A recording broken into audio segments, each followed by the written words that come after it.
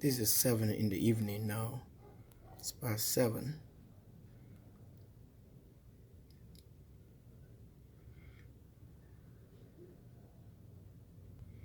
$7:22 in the evening, and the panel is still putting 10 amps continuously. That's 165. The sun is still here, and the location of the panels already started being compromised. So that's why we draw from those 200 watts we'll be making. And now we're sitting at this.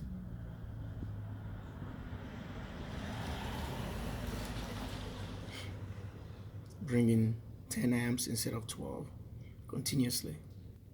A little bit of the panel started shading at the corner, the tip right there on the ground. See the sun is getting to the wall. My vehicle is standing right there, parked right there. So you see the sun right there, the shadow. Started cutting the power a little bit. So I moved a little bit, then you see we're bringing 172 watts with 11 amps.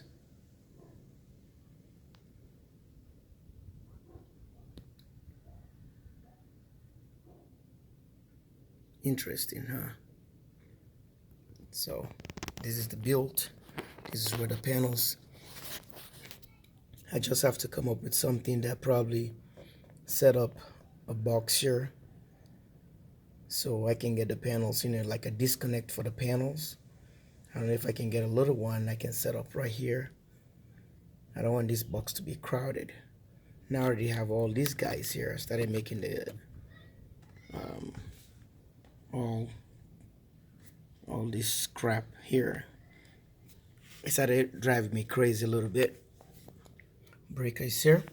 So if I get a box right here, located here, that will be the input and output, the input of the solar panel coming in here.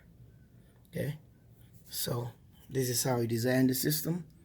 I hope you like. Sorry. So we are charging. It's 15.3 here.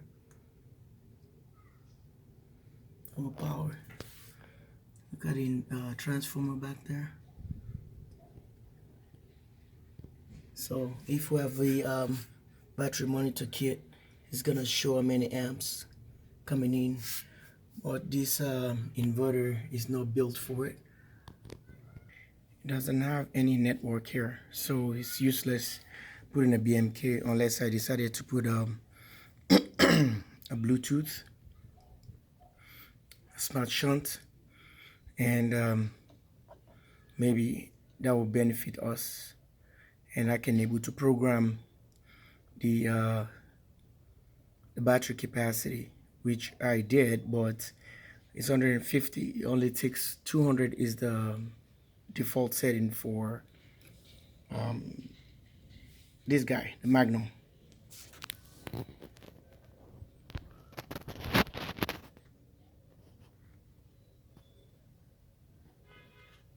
It's getting late.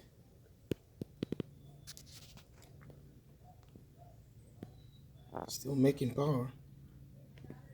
Sun is not just intense anymore. It says 15.6 here, but at the front on the remote panel, it's telling us is 15.3. Let's check it out again. See, 15.3. You see right there the tip. She started shading again.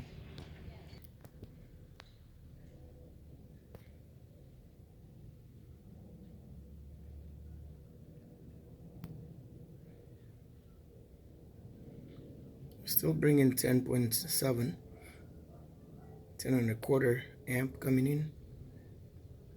I just have to keep moving the panel because of the shade right there. See, at the extreme corner, you started seeing the sun's shadow.